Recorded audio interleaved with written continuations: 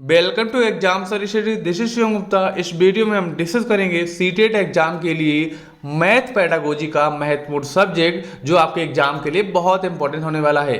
इसमें हमने क्वेश्चन के साथ साथ हर क्वेश्चन की थ्योरी को भी रखा है, यानी कि आप समझेंगे सीटेट की थ्योरी के साथ साथ क्वेश्चन को। चलिए दोस्तों स्टार्ट करते हैं आज की पहले क्वेश्चन के साथ। उससे पहले देख लेते हैं मैथ की कुछ महत्वपूर्ण पॉइंट।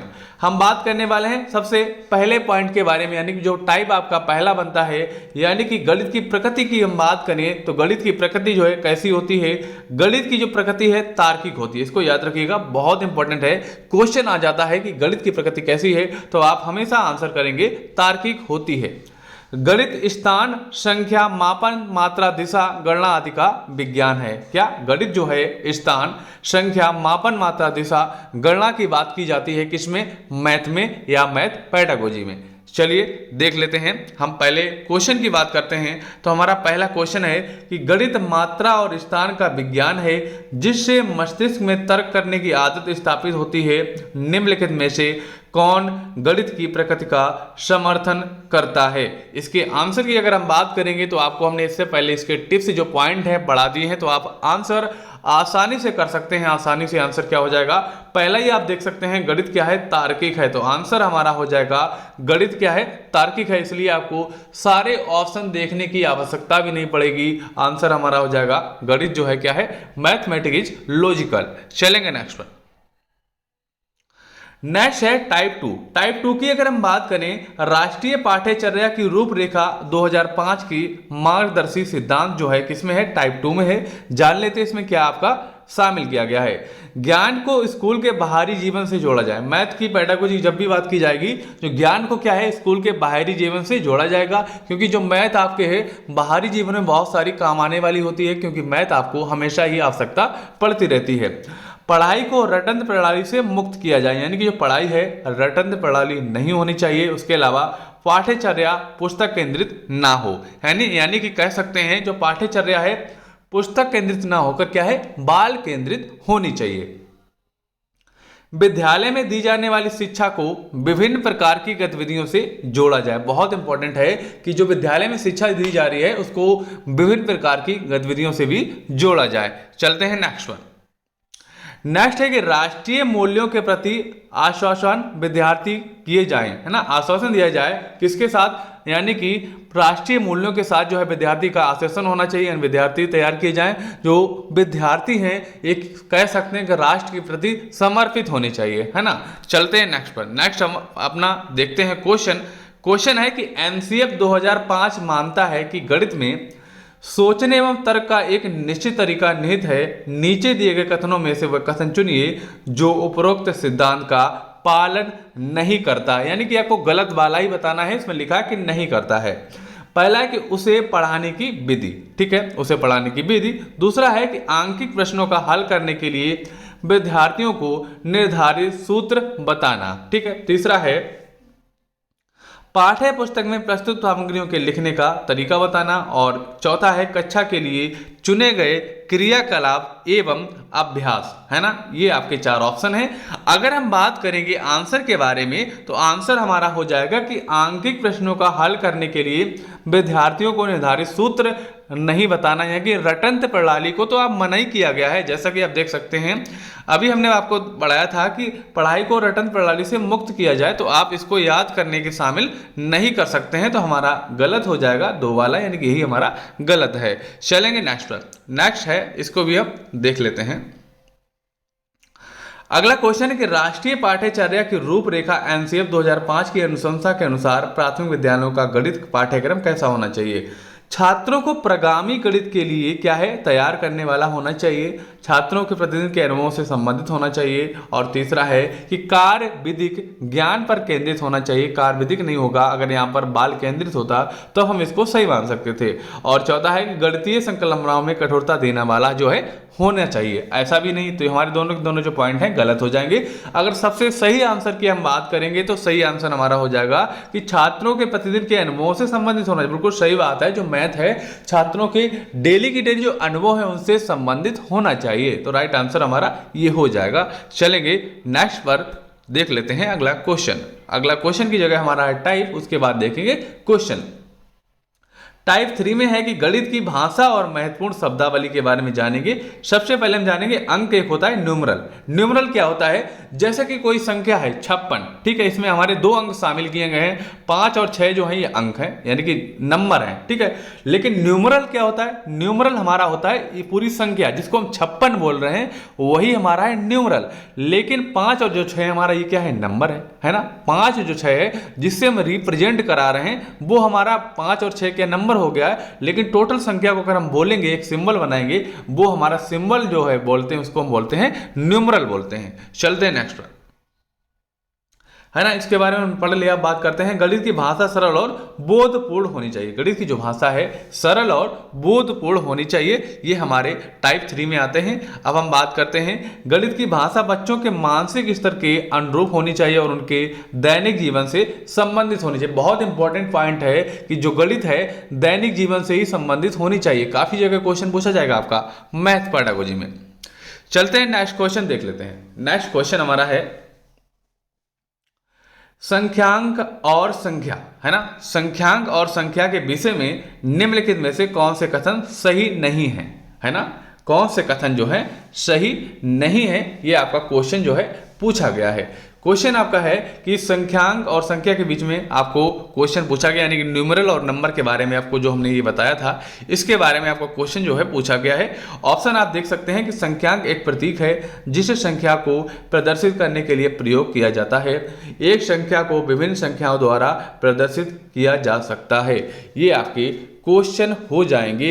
अगर हम बात करेंगे इसमें पूछा गया कौन सा सही नहीं है, सही नहीं है की बात करते हैं तो इसमें भैया जो क्वेश्चन आपके ऑप्शन दिए हैं, ऑप्शन आपके जो हैं दोनों के दोनों गलत हो जाएंगे।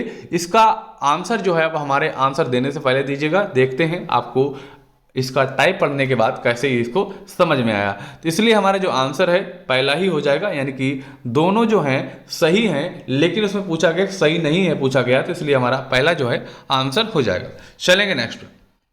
अब हम जानेंगे एग्रेशन, उसके अलावा एगमेंटेशन के बारे में जानेंगे, यानी कि समुच्चयन और संवर्धन क्या होता है। ये क्वेश्चन भी आपका मैथ पेडागोजी में पूछा जाता है। एग्रेशन यानी कि समुच्चयन की बात करते हैं, जब दो चीज़ों को जोड़ते हैं तो उससे एग्रेशन कहते हैं। जैसे कि 2 2 4 हो जाएगा, यानी कि आपके पास 2 पेन थे, 2 पेन और दे दिए तो आपके पास 4 पेन हो गए। इसको हम कहेंगे एग्रीगेशन कहेंगे या हम समुच्चयन कहेंगे, है ना। ये हमारा समुच्चयन।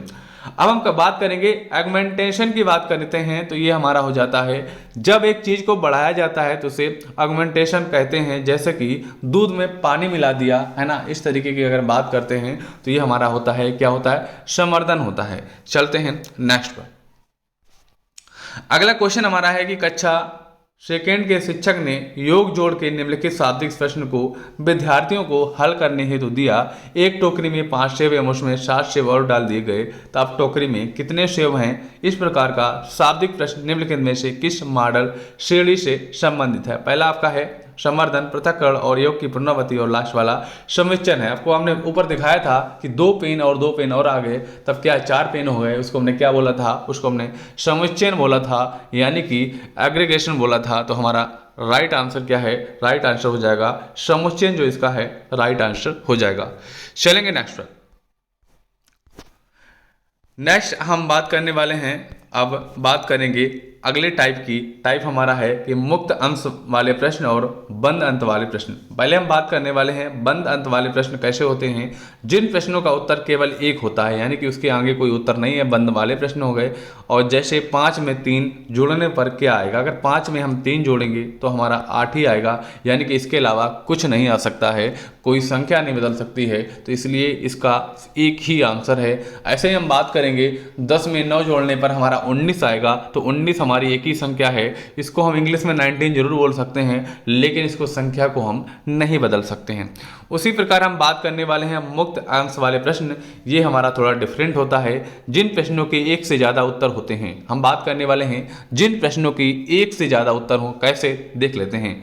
जैसे वे कौन से 2 नंबर हैं जिनको जोड़ने पर 8 आएगा, है ना। अगर हम 8 करेंगे तो 6 2 8 होता है ना। उसी प्रकार 7 1 8 होता है और 4 4 + 8 होता है। यानी कि एक मुक्त अंश वाला प्रश्न है जिसके काफ़ी आंसर हो सकते हैं, तो ये हमारा मुक्त अंश वाला प्रश्न हो जाएगा। ऐसा ही हम 5 + 3 जोड़ेंगे तब भी हमारा 8 आएगा। यानी कि इसका एक आंसर नहीं है, वो हमारा मुक्त अंश है। जिसका एक आंसर होगा वो हमारा बंद अंत वाला प्रश्न है। चलेंगे नेक्स्ट पर। क्वेश्चन हमारा है, निम्नलिखित में कौन सा खुला अंत वाला प्रश्न है।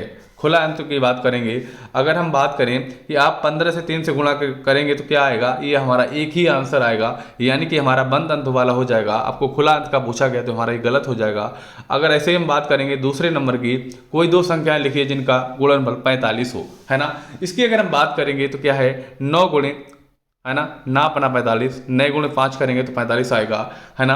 15 गुणे 3 करेंगे तो 45 आएगा। यानी कि इसका एक आंसर नहीं है, तो यही हमारा सही हो जाएगा क्योंकि ये हमारा खुला अंत वाला प्रश्न है ना। तो राइट आंसर यही हो जाएगा, जिसे हम मुक्त अंश वाला प्रश्न भी कह सकते हैं। चलेंगे नेक्स्ट पर। नेक्स्ट हम पढ़ेंगे टाइप 4 के बारे में, जिसमें क्या है, रचनात्मक, योगात्मक और निदात्मक आकलन के बारे में हम पढ़ने वाले हैं। रचनात्मक क्या होता है कि ये टीचिंग लर्निंग प्रोसेस के दौरान उससे पहले होता है ना। यानी कि टीचिंग लर्निंग के दौरान भी होता है और उससे पहले ही होता है। उससे पहले का मतलब ये है कि कोई अध्यापक जो है किसी बच्चे को पढ़ाने के लिए कोई मटेरियल लाएगा तो उसके बारे में वो सोच समझ के लाएगा, उसके बारे में तैयारी करेगा। जैसे इस तरीके से समझ लो कि हमने आपके लिए वीडियो डाला, इसका हमने पहले कंटेंट बनाया, आपकी तैयारी की, उसके बाद हम आपके लिए वीडियो लेकर आए हैं और आपको अब पढ़ा रहे हैं। तो यही हमारा क्या है, जो आपके हम अपनी बातों को रख रहे हैं, जो अपनी रचना कर रहे हैं, यही हमारा क्या है, रचनात्मक हो जाएगा। चलेंगे नेक्स्ट पर, इसके पॉइंट और हम देख लेते हैं। नेक्स्ट हमारा है योगात्मक की। अगर हम बात करते हैं तो ये टीचिंग लर्निंग प्रोसेस खत्म होने के बाद होता है। कब होता है, जब टीचिंग लर्निंग प्रोसेस है खत्म हो जाता है, तब हमारा योगात्मक का टाइम होता है। अब हम बात करते हैं निदात्मक के बारे में। इसमें सिर्फ कारणों समस्याओं की पहचान की जाती है। यानी कि बच्चे की त्रुटि कहाँ हो रही है, कहाँ कमियां कर रहा है, क्या प्रॉब्लम उसको है, ये हमारा वहाँ पर निदानात्मक आता है। चलेंगे नेक्स्ट पर। अब हमारा क्वेश्चन है कि प्राथमिक अवस्था में गणित में रचनात्मक मूल्यांकन में अंतर निहित है। क्या है, पहला है कि अधिगम में असंगति और शिक्षण में कमियों को पहचानना, है ना। और दूसरा है सामान्य त्रुटियों को पहचानना। और तीसरा है क्रिया प्रणाली ज्ञान और विश्लेषण प्रतिभाओं की परीक्षा। और चौथा आपका है ऑप्शन में है क्या है, विद्यार्थियों की ग्रेड। ग्रेड जहाँ भी हो जाए, ग्रेड हमेशा ही गलत होता है, ये तो हमारा पहले से ही गलत हो गया। अगर इसके हम आंसर की बात करेंगे तो आंसर क्या है, रचनात्मक की अगर बात करेंगे तो अधिगम में असंगति को और शिक्षण में कमियों को पहचानना जो होता है, यही हमारा क्या है, रचनात्मक के अंतर्गत आ जाता है। चलेंगे अगले क्वेश्चन पर। अगला क्वेश्चन है कि गणित में निदात्मक परीक्षण का उद्देश्य क्या है। पहला है कि प्रगति पत्र को भरना, दूसरा है सत्रांत परीक्षा के लिए प्रश्न पत्र की योजना बनाना, बच्चों की समझ में निहित व्यक्तियों को जानना, अभिभावकों के प्रतिपुष्टि फीडबैक देना। तो हमारे जो है सारे गलत हो जाएंगे तीसरा को छोड़ के, क्योंकि हमें क्या है, to know the gaps in children understanding, यानी कि जो गलती कहाँ पर छात्र कर रहे हैं, कहाँ पर उनका गैप आ रहा है, यानी कि बच्चों की समझ में निहित रिक्तियाँ कहाँ पर आ रही हैं, उसको जानकर उसकी भरपाई करना, यही हमारा निदात्मक परीक्षण हो जाएगा। तो राइट आंसर हमारा तीसरा हो जाएगा। चलेंगे अपने अगले क्वेश्चन से पहले कुछ टिप्स देख लेते हैं। हम बात करने वाले एबेकस। एबेकस इस टाइप का होता है, क्या है, इसमें हम जोड़ घटाना टाइप का कर लेते हैं। यानी कि इधर की गोली को इधर ले जाएंगे, इधर की इधर ले जाएंगे, तो बच्चों से पूछेंगे इसमें इतनी हमने हटा दी तो कितनी बची हैं, तो आसानी से लोग क्या है, बच्चे हैं, घटाने को सीख जाते हैं। अब हम बात करने वाले हैं जियो बोर्ड के बारे में। जियो बोर्ड में देख सकते हैं इस तरीके की आकृति होती है, इसमें कीलें ठुकी होती हैं और उसमें क्या है, रबड़ लगा दी जाती है। रबड़ से ही इसमें क्या है, त्रिभुज बना सकते हैं, है ना, आयत बना सकते हैं, वर्ग बना सकते हैं। सारी जो है क्या है, इस तरीके से जियोमेट्री जो रेखाएं होती हैं, यानी कि जो आकृति होती हैं, आकृतियों को बना सकते हैं किसके द्वारा, रबड़ द्वारा। इसको हम जियो बोर्ड बोलते हैं, इसमें किया जाता है। अब हम बात करते हैं ग्राफ पेपर के बारे में, है ना। जो आपकी दशमलव वाली संख्या होती हैं, यानी कि 0.1 और 0.2 का इंटू करेंगे या इसको जोड़ करेंगे तो उसको हम ग्राफ पेपर में करते हैं। किस में करते हैं, ग्राफ पेपर में करते हैं। इसको करने के लिए हमें क्या है, ग्राफ पेपर की आवश्यकता पड़ती है। अब हम जानते हैं डॉट पेपर। डॉट पेपर क्या होता है, इस तरीके से क्या है, इनमें आकृतियों को हम ढाल सकते हैं। जैसे कि इसमें डॉट डॉट दिए जाएंगे तो हम इसको सीधी रेखा कर सकते हैं, ऐसे कर सकते हैं, ऐसे कर सकते हैं, है ना। इसको हम त्रिभुज भी बना सकते हैं। इसमें भी हम क्या है, जियोमेट्री रेखाएं भी बना सकते हैं। इनको यानी कि पूरा भर दिया जाता है पेंसिल द्वारा या पेन द्वारा, इसको पूरा भर के आकृतियाँ विभिन्न प्रकार की बनाई जा सकती हैं डॉट पेपर में। चलते हैं नेक्स्ट पर।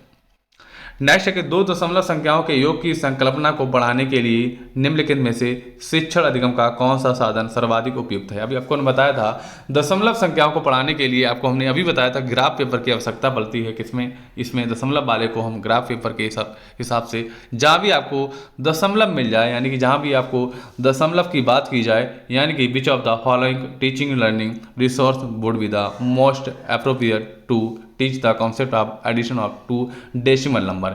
यानी कि जब भी दशमलव संख्या या डेसिमल नंबर की बात की जाए तो हमेशा आपका क्या है, ग्राफ पेपर आंसर में आएगा, तो ग्राफ पेपर इसका आंसर हो जाएगा।